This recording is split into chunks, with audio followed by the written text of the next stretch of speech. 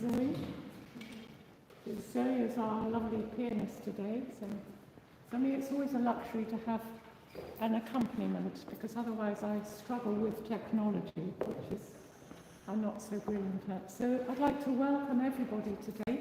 I've been told that I'm meant to stand here so I don't disappear from I don't know what. So if I step outside, and welcome to those who happen to be on Zoom. And it's an honour and a privilege always for me to be here, to share in a space which I consider to be sacred, because it's a heart sharing, and often we're too busy in the world to be doing such, are we not? So welcome to everybody, and I hope we can enjoy, and if that's the right word, the theme for today.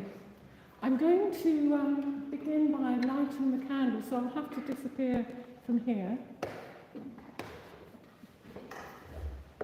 I do like to light the candle collectively. I like us to link into our heart centre, and to whatever we might ask for ourselves. We might be asking for healing, for our beloved ones, for anything and everything that people may particularly feel drawn to. And I'm going to give a blessing to the lighting, and what I pray for myself is to link to the high source of light, meaning the laws of harmony for any one and each one of us, whatever that may represent. So here we go. The ignition of fire.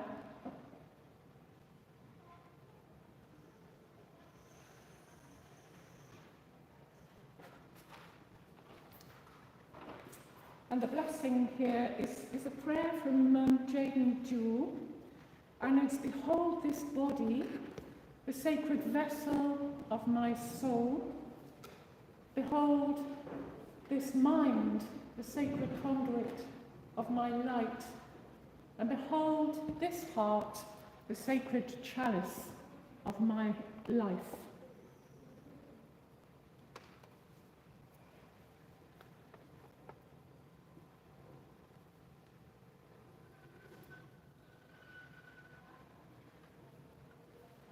So weaving in and out of the service, I have some Rumi quotes. I find he has an interesting wisdom, and very often helps us to reflect on things in a slightly different way. But first of all, I would like to just read what I have here. It says, we could say or suggest that each one's life is their own masterpiece, that each of us is the architect of how we form ourselves through how we live, through our thoughts and actions is how we sculpt the material we are supplied with or supply ourselves with in each situation.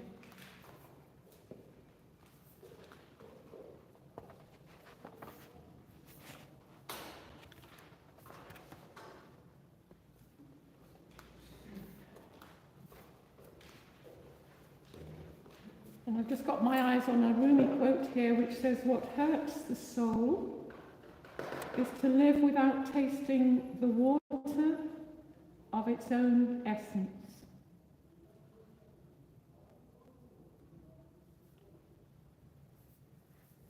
And we're going to sing our first hymn for today, and that's number 14 in the Green Book.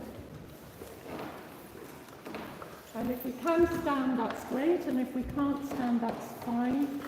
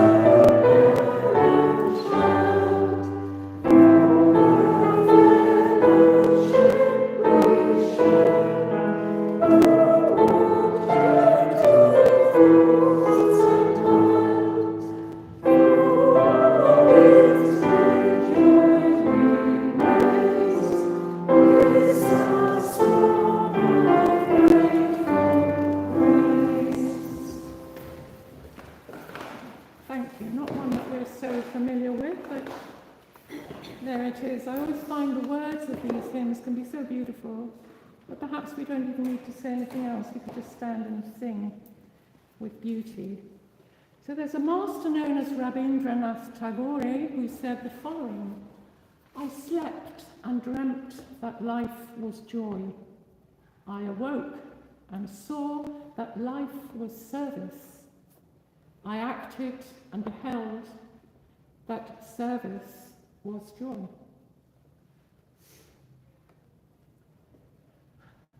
And no doubt we can all link to the idea that when I do feel useful, when there's something I can do to help or to hinder or whatever, I can feel that there's some reason, raison d'être, some reason for me being on earth. And then from Swami Vishnu, another great yogi master, within you is a fountain of joy. Within you is a fountain of bliss. And then my question is, how often have we ever found or felt this?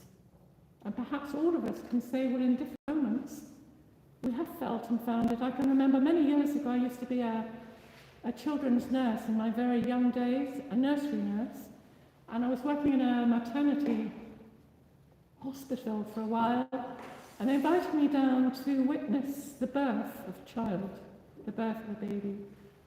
And I can remember seeing that baby coming through and into its physical body.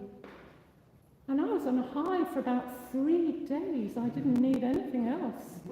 That was enough. It was like, you could see that first breath being taken, and it was so extraordinary. And it just stayed with me, and probably has stayed with me, even though many decades have since passed. Now, there is a saying that a closed mind is a closed heart. And equally, we could say a closed heart is a closed mind. I've lived for so many years, or I lived for so many years in Mexico, from sort of mid-70s. And I remember going past a school at some point, and I noticed that outside that school on a wall, there was a writing, and it said, to educate the mind without educating the heart is not education. And I thought, wow, that coming from a school is pretty interesting.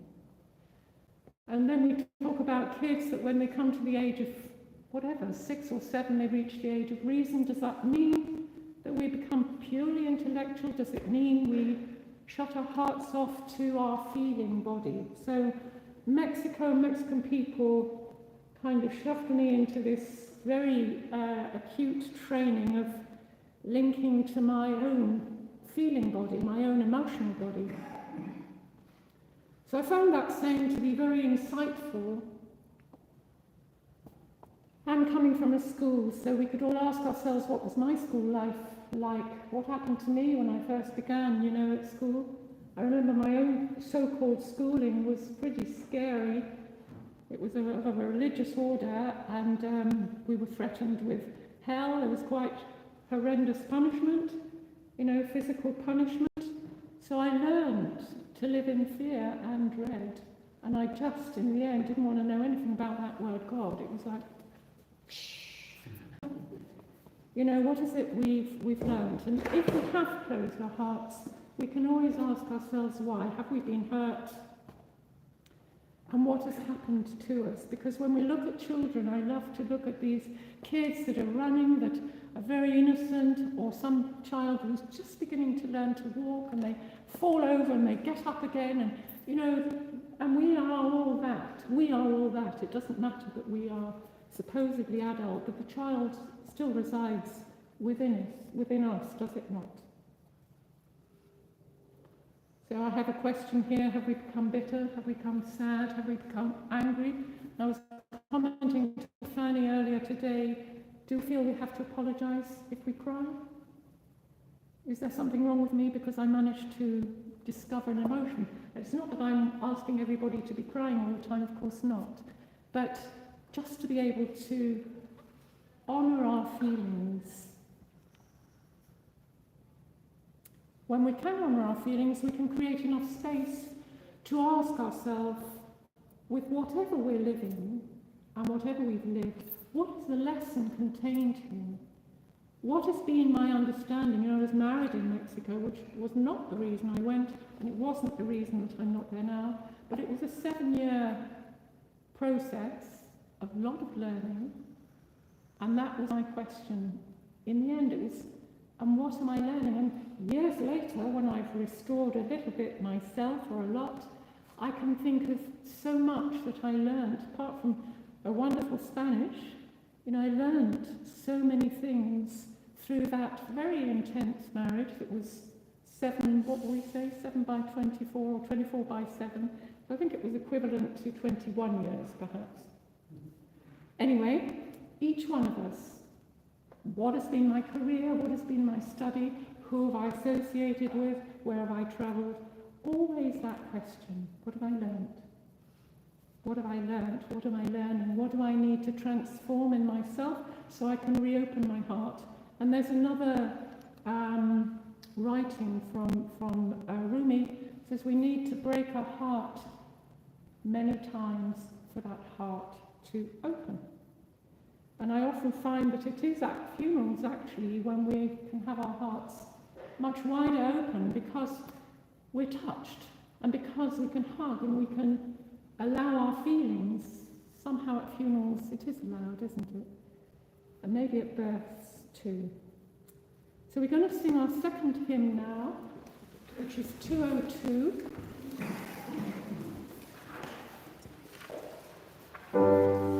Children of a Bright Tomorrow. Thank you, Sally.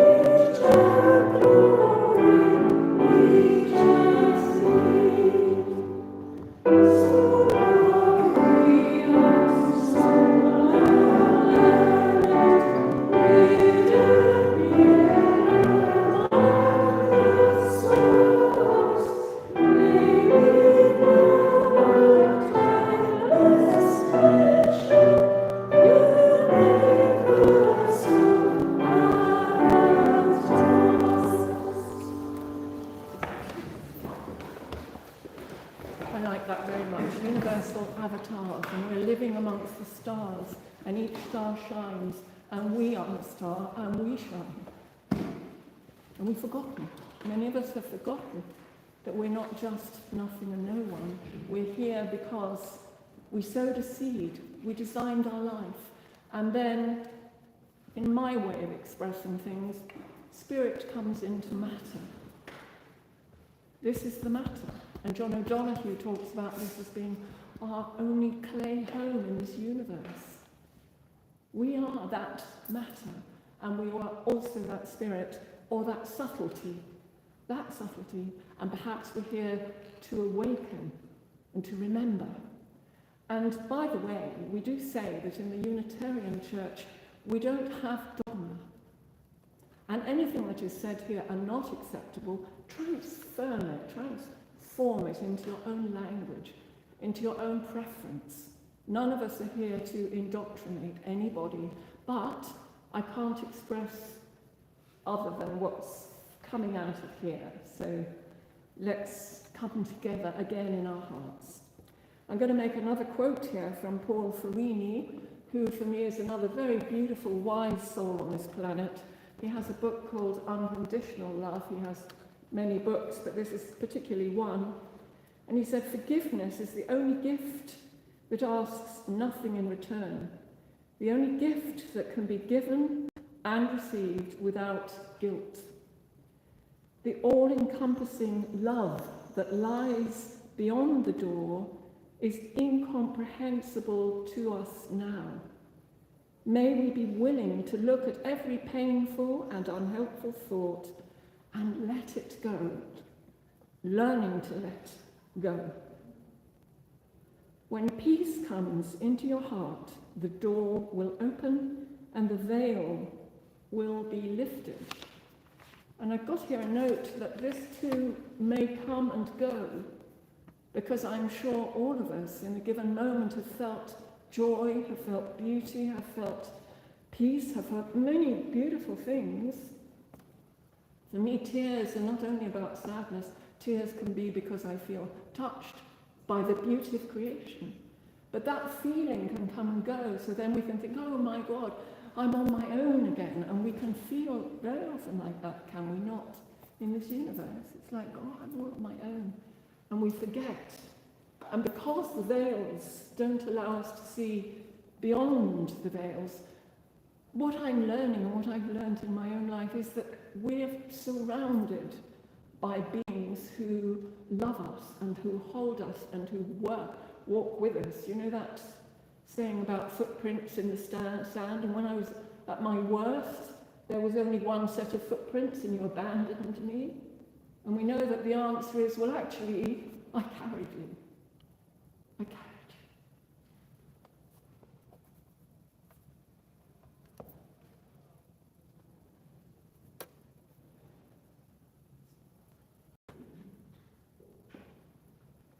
So another quote from good old Rumi, he says, you're not a drop in the ocean.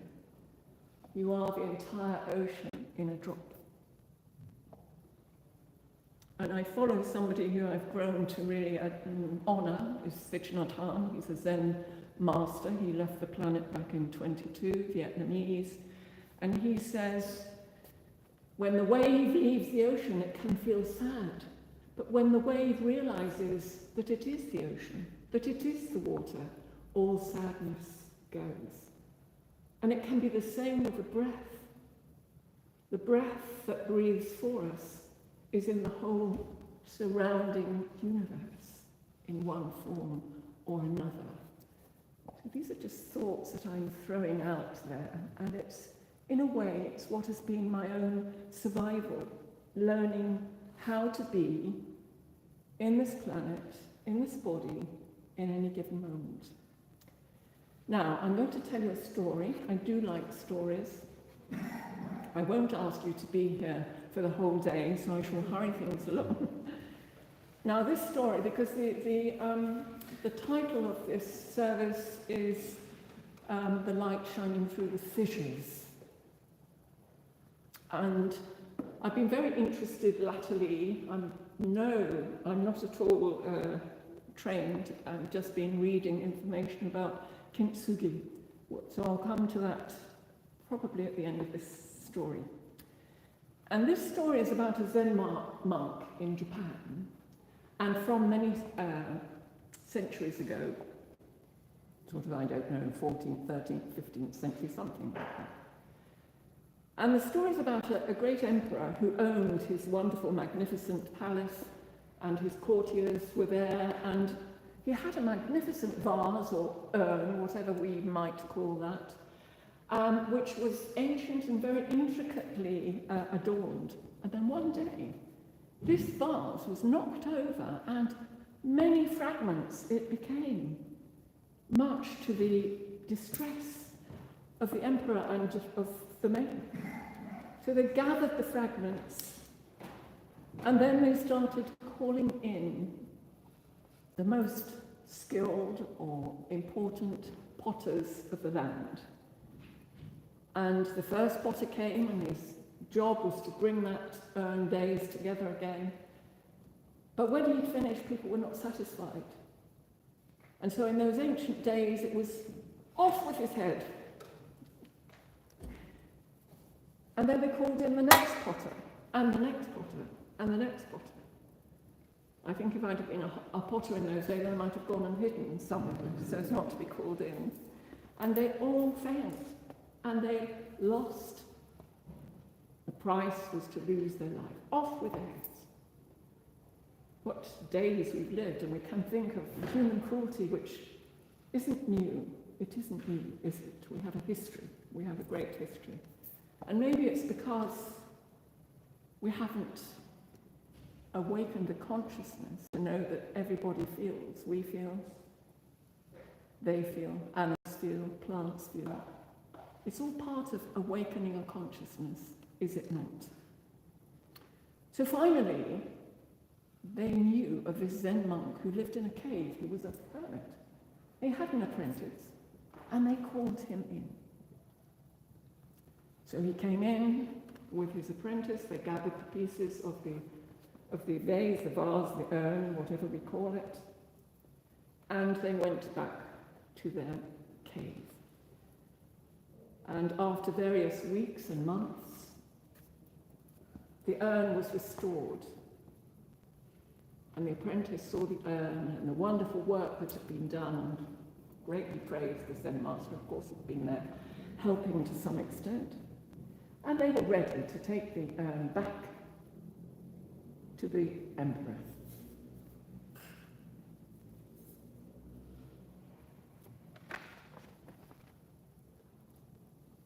How beautiful it looked. And when the emperor beheld this great vase, he exclaimed with joy that his vase was even more beautiful than when it had been broken originally. So the monk was adequately praised and paid in whatever way they paid him, and so the apprentice and the monk returned to their cave. Some weeks later, the apprentice was looking for something, and he came across quite a few pieces that actually still belonged to this urn or vase. And he went to his master and he said, "Master, how is it that you repaired that vase and it was so beautiful and even more beautiful than in origin, but you didn't include all the pieces?" So the Zen monk turns round and he says, "Well," he said, "the point is, whatever you do in life, do it with all the love of your heart, because ultimately that is what is perceived, all the love of a heart." And sometimes we can be doing quite drudgy things. We can resent having to do housework or washing or whatever else. But actually, if joy is service, then maybe everything we do or don't do is about service. So what we're talking about here is what evolved in Japan, and I can't say from when, because I don't know, but is this stuff called kintsugi, which is the repairing work. So when a vase or a ceramic or whatever is broken, instead of chucking it, there's this whole philosophy to repair it. And apparently they harvest this resin or lacquer from a particular tree, and then they mix that resin with, or this lacquer, with a particular kind of gold dust, And with that, they repair whatever it is they're repairing. And sometimes the repair can take weeks, months. I guess it depends on the size of the product and the amount of breakages. But it's considered to be a very, very fine art. And somebody I saw being interviewed on YouTube, she said she felt honoured because she had been given the gift and been called to work in this way.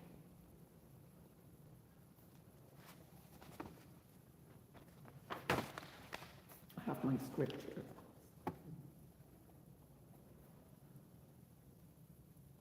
So it is an ancestral practice. And you can feel a lot better when you allow your fissures to be seen. And of course, we can apply that whole philosophy to ourselves. If I feel I have to hide away with my pain, with my distress, that I can't share it with anybody, how does that feel? And equally, with our aging presence, it happens from the day we're born. We could say birth and death are one and a perfect couple, perhaps. But when my skin begins to show signs of decades that I may have lived, do we have to go to a surgeon? Do we have to get rid of these signs that are happening within me? Or can I actually apply the philosophy? As we grow, as we learn our lessons, as we understand so many things, we can feel richer. And of course, I'm not talking about money, but we can feel richer when we begin to accept our life, the people we've known, even the people we've run from, because I've been quite good at running as well. And please don't think that I'm quite ready to show everything to public, but I'm certainly, it says here, there are 1,000 ways to kiss the ground, and there are 1,000 ways to go home again.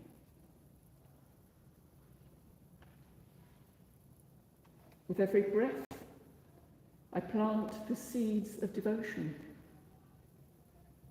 I'm a farmer of the heart. We have our fertile land within us. And then we know that within that fertile land, if you're planting seeds, that seed needs to have time to have darkness, to mature, to allow in the vapor, the water, the light, and so on. And everything in nature can also be our great teacher. Can it not? Can it not?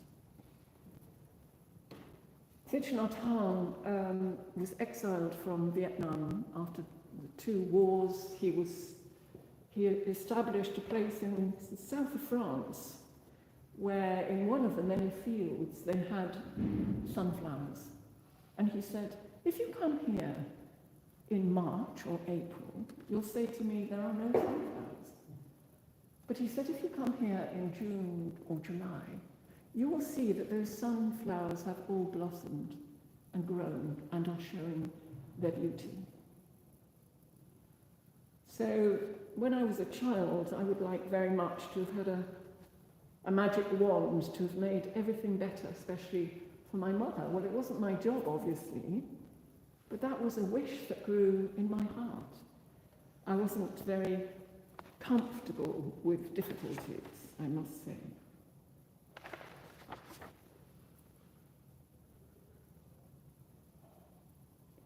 So it is for us to look sometimes at our uncomfortability, at our comfortability. We can find affinities, greater affinities in our life, and we have choice. And I think it's really important for us to understand that we are beloved, and we are beloved of creation, and there is nobody there to talk to me, which is what I learnt in my young, very young childhood. That whatever I did was wrong and was to be punished for all eternity. So each of us, let us ask what philosophy was embedded within me. And each of us are free, and each of us are free to walk on this beautiful planet as ever we choose, as long as we can respect another who has perhaps a different creed and a different way of walking. I wanted to mention somebody called Frida Kahlo, who has become popular in latter years internationally. She's Mexican of origin, and I saw a film about her many years ago. And it began, and she was quite a young child, 10-ish, 11-ish, something like that. She was travelling on a bus with a friend of hers, and the bus had a crash, and one of the poles in the bus pierced through her spinal column. So her pain and her agony began when she was but a small child. And she became this greatly admired and known and acknowledged artist. I went to an exhibition of hers not that long ago in London. And she had a leg amputation, but she made art of her pain, art of her scars. And we all have our own way of speaking. Some people write, some people paint. And the kintsugi is that. It's creating something extremely beautiful and extremely valued through that art form, which we can all apply to ourselves. In Mexico, I worked for many years with people from the heart, so actually within a system expressing stuff that maybe we hadn't dared to express before. We can look at many, many examples in our beautiful... Humanity is wonderful. You know, we can see the horrors of humanity.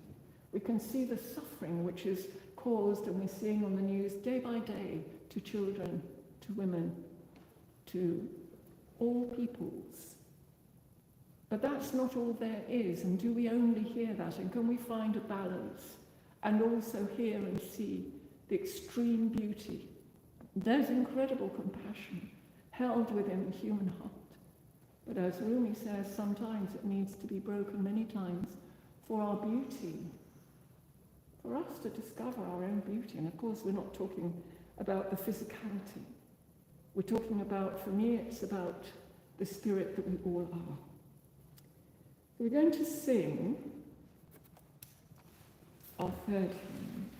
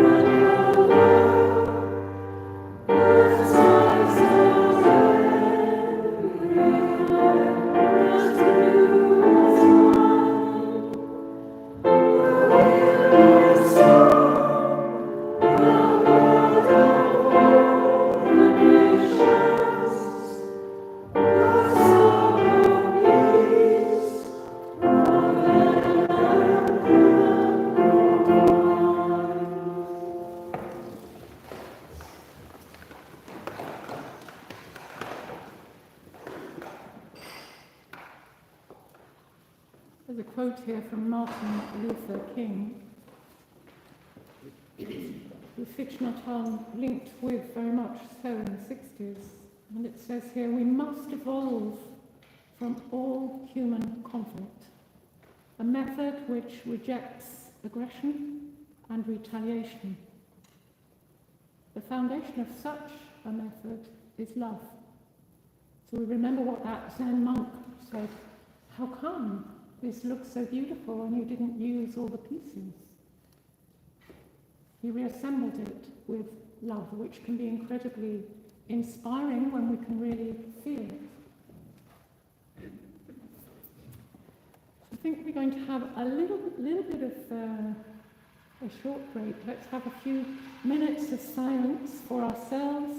So please, sit comfortably and enjoy your breath and breathing, because often when we're in any kind of meditation thing, we think we've got to breathe accordingly, and it is just breathe with your rhythm, just like the ocean moves with its rhythm. And when you're breathing in, as Thich Nhat Hanh underlines, breathe in that light, breathe in that joy, breathe in that prayer of yours, whatever that is, breathe it in, and then let go as you breathe out. Just feel the earth, which we know nowadays we call Mother Earth, our beautiful Mother Earth, this amazing planet that we live on, that we walk on, that we can just admire if we do nothing else in our life. Our service then can be of joy to the planet, to love, and dance with the rhythm of this planet. So enjoy a few moments, breathe in that heart of yours, that beautiful heart of yours, where there is an eternal jewel of light. Breathing with you, breathing for you. Ask and you shall be shown. Remember all these beautiful sayings. I'm just going to be a little bit quiet for a moment, if I can manage. And we will come through before you awaken with some music, a little bit of music that Zoe will play for us after the silence.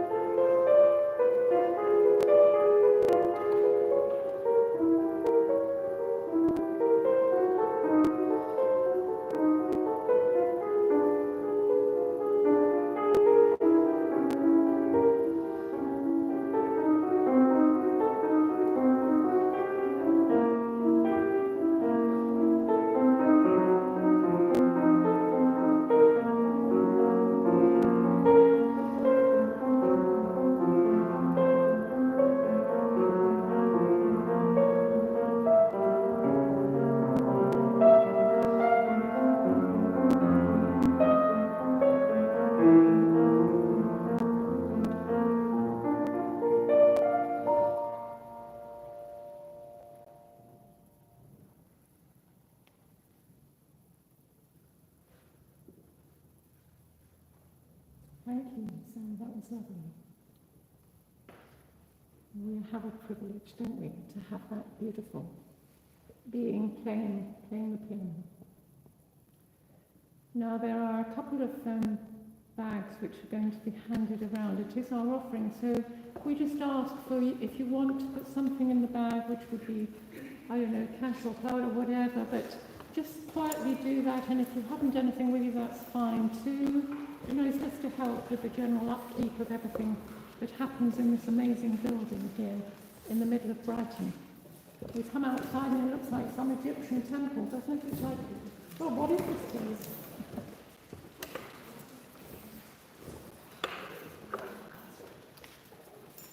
Some years ago I was involved in a 2-year training, and part of that training was to visit different faith practices, and we were with the Sufis once, the whirling dervishes, and they're so incredible to watch. You know, there were quite a few of them with their clothing, with their tall hats, and with their arms crossed and their heads inclined on one side. And there's a quote here from Rumi that says, "Dance until you shatter yourself." And what does that mean, you know? Dance until you shatter yourself. It's not talking about injuring yourself physically, of course. We're talking about the conditioned body. We're talking about the body that only resides in the intellect and defends itself tooth and nail. So it's that shattering. And to watch these Sufis that are whirling for, I can't say how much time, but quite a prolonged amount of time. And I see in my own funny way their link to that light, that shaft of light which pours into them, and here they are, whirling around it. That shaft of light is with every single one of us. And I could never believe this. In ancient times, I just thought none of it could be possible or true. I have a friend who has a child who's been with quite strong learning difficulties. And one day he was watching this being who was adult but with these very strong learning difficulties falling onto the grass and looking at this daisy that was growing. The amazing beauty of that daisy, that we probably go by millions of daisies, and you know, everything is so beautiful. Sometimes I see a grass full of daisies and I think, oh, it's like the reflection of the stars. You know? So let us open our hearts to what we are actually living in this creation. So when we can let go, so the quote on forgiveness, what is forgiveness? What I have learned in my life about forgiveness is that it is actually letting go of the pain that has made our hearts close. If I feel anger with a husband or a wife, or circumstances in my life that I feel have been very unacceptable, I feel resentful or fear or whatever it is, this is what we can learn. How can we let go of these things? There's so much healing nowadays. We're lucky in these days. There's so many therapists. If you'd gone to a therapist 40 odd years ago, they thought you were really not right at all. But nowadays, it's almost the fashion to have a therapist. And I think it's very, very vital for all of us. You know, it's here and now. And the other thing Thich Nhat Hanh says is, you know, if you're waiting to go to heaven after you've died, he said, it might be a bit late. He said, it's here and now. Paradise is right here on earth. And paradise is right here in your heart. But sometimes we need that shaking. Another group of people who I've looked at quite a lot are the Essenes, a very ancient, beautiful philosophy. And they were there before Christ. And even it was said that perhaps Jesus was an Essene, we don't know. In a book called Children of Light, one of the emphasis they make is how the first few years of a child's life needs to be treated with great care and tenderness, with a consciousness of light. as this would facilitate the entering of the spirit and soul of that child to be able to come forward with trust and confidence enough to manifest. I've been extremely shy in my own life and have became quite expert at hiding. So for me, all of this to be in front of anybody is quite a challenge in itself. And we all have our own challenges, all of us. And it's to honour the challenge what has been most challenging for you.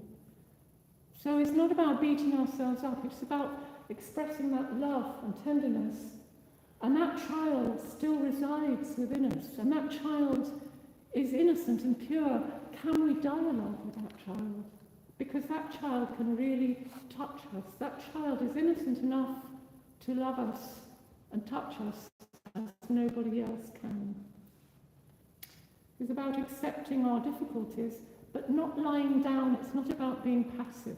It's about, for me, it's becoming a warrior, a spiritual warrior of light, with your sword of light, which is the awakening consciousness. And please forgive me that I express my own philosophy that's evolved over some time. I was in Mexico back in the 80s as well, so I lived there for about 30 odd years, and there were two extremely bad earthquakes, mid-80s, somewhere around then. And thousands died, many buildings, I was talking about city, many buildings collapsed. People were buried underneath the rubble.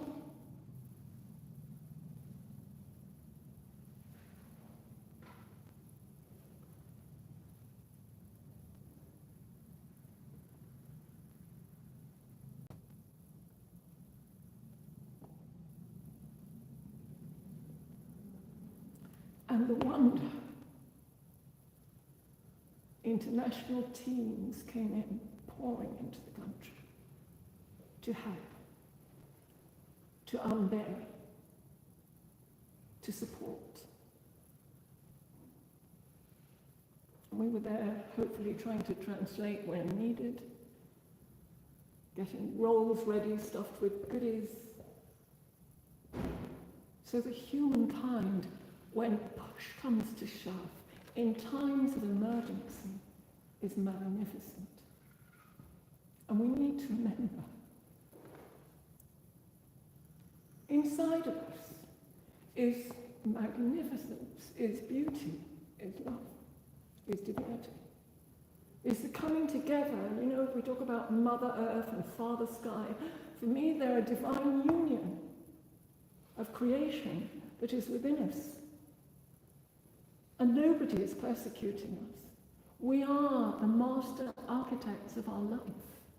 We have designed our life, and this is where it's important to say, what was my design? How have I learned? Over the many years we've all done many different things, met different people, lived different philosophies. What is my learning? Bring yourself to life again and again and again, which is what I tell myself. I'm just sharing what I tell myself.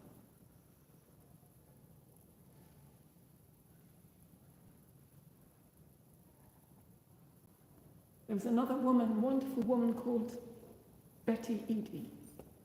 We had a lot of near-death experiences nowadays. We hear a lot about it. But she actually died, and I think she says for about 7 minutes. We go to a time which is timeless, difficult to measure. But within that time out of her body, she recites in her book, Embraced by the Light, that she had the privilege of witnessing a master soul, that means somebody who is an awakened soul, preparing to come into this life, to be born into the body of a child who was extremely disabled, handicapped, or whatever word we use there, physically and mentally. And we could think, why on earth would he do such a thing? And there was a pre-agreement with the parents. Nothing is imposed. There's a soul that meets with a soul, and there's total and utter respect. And whatever you've designed for your life, believe it. You are the architect. And therefore we're students of this life. We're amazing students of this life, and we're very courageous. Each of us have many talents, many abilities. Don't cross yourself out. Just because of your age, or you're not good enough, you're not old enough. I was labelled as being slow in my scary childhood years. Well, I was too scared to be anything else. I wanted to just disappear. And perhaps in this time when we have so much neurodiversity, perhaps it's a language which we also need to learn. Perhaps it is a language from the heart that the intellect alone will not answer. Doesn't mean the intellect is no good, of course not. The intellect is magnificent, but it's to put the heart into the mind, and it is to put the mind into the heart. There is no division. And it's the same with both, all of us. We're male and we're female. It's just for all of us to find the balance within ourselves, whichever way that takes us. And we're not here to judge anybody. I just want to mention one more being here who I have to honour greatly. His name was Hanush Kozak, a Jewish man, Jewish-Polish medic. He was very honoured in this life, and he cared much for children. It was like his mission in life. And it was in the time of, when we had so much terrible complication with the wishing of one race to exterminate the Jews, all of this terrible stuff. And that man honoured the life of every child. He says, if you witness a child's happiness in all its intensity, you will notice the highest level of joy results from overcoming some obstacle, a goal attained, or a mystery solved. This happiness of triumph is the bliss of independence. So when a child is like, I did it, mummy or daddy or whoever. The other day I got this pine bed and the lid opens and I noticed that one of the hinges was broken. I thought, oh God, I'll have to call somebody in to do that because the wood was warping. And then his voice says to me, Safar, for goodness sake, get out a screwdriver, unscrew it, go buy a hinge, because they were a bit unusual hinge, and fix it, which I did. And I felt so pleased with myself. It was like, oh, I did it. Nobody was there to listen to me, but I was having a good conversation with myself. Boost yourself. Acknowledge yourself. Look over your life, not only the sadness, but see how much you have overcome. All of us. We're brave souls. And perhaps it is in these terrible times of war that we see it seemingly all over the place. Perhaps it's that makes us call in a multiple form of voices, we want peace. And as we echo that wish and that prayer loud enough, peace is already happened, although it isn't yet quite manifest. And remember, any soul that does leave the planet is immediately embraced and held.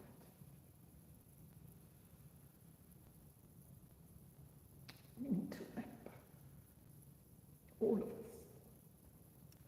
And we can go and play, we can splash in the water, we don't have to be a saintly, holy, not at all.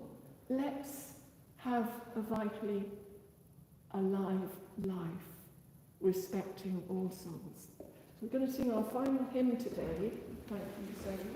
And it's 406.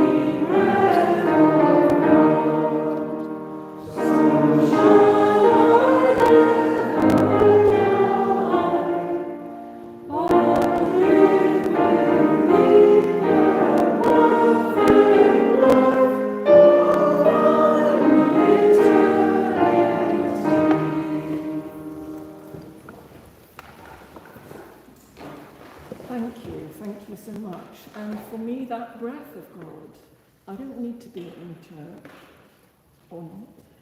It's in nature, it's in the beauty, it's in life, and that breath of God, for me, is what shines through the fissures, is what holds, is what loves, is what accepts, with such powerful tenderness. All of us, no matter what. Remember that. Let me brainwash you in a good way. If they had done that to me as a child, my life might have been different. But equally, my life has been full of adventure. I feel I've been so lucky. I've had so much richness endowed, and I'm not talking about money, I'm talking about the richness of rejoining our human race and rejoining myself. All of us has an amazing story to and one to share, and one day would be incredibly interesting and moving to share our stories with one another. So I would like to thank you so much for spending your time here today.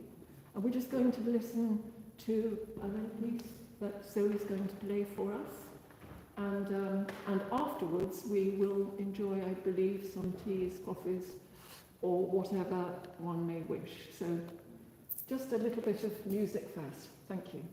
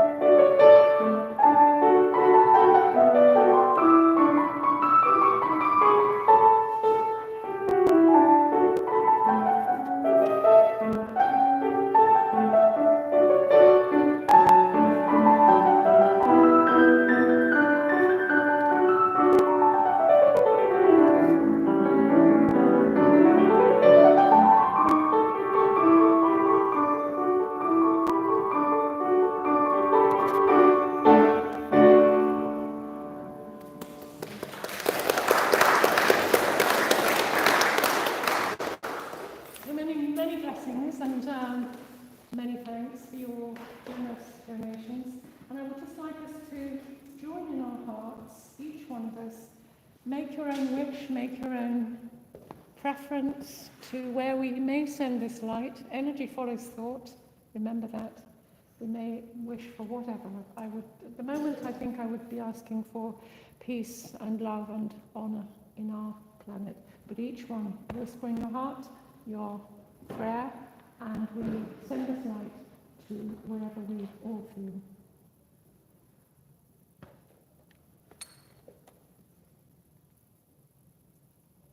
And that lovely smoke. So let's enjoy this space. Okay?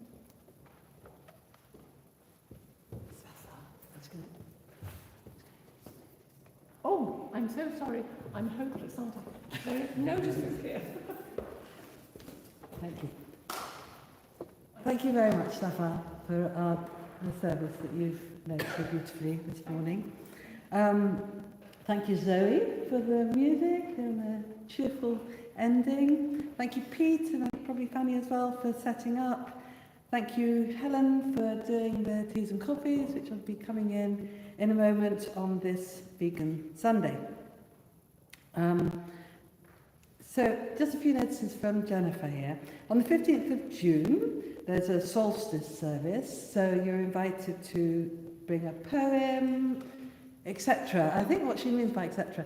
is just something, might be something from nature or just something that has some meaning to you that you might want to share. On the 22nd of June, we have Voices in Exile. So following the service, there'll be a shared lunch with Voices in Exile and a pop-up photographic exhibition. So do come along. On July the 6th, between 1 and 5, so 1 till 5, Forward Through the Ages, which is a congregational retreat. This will be facilitated by Jennifer and the Reverend C.J. McGregor, who's our district minister. There'll be exercises, reflection and group discussion, and this retreat will explore who we are and where we want to be as a church through appreciative inquiry. So yeah, that'd be a good thing for all of us who can to come along to. So that's the 6th of July.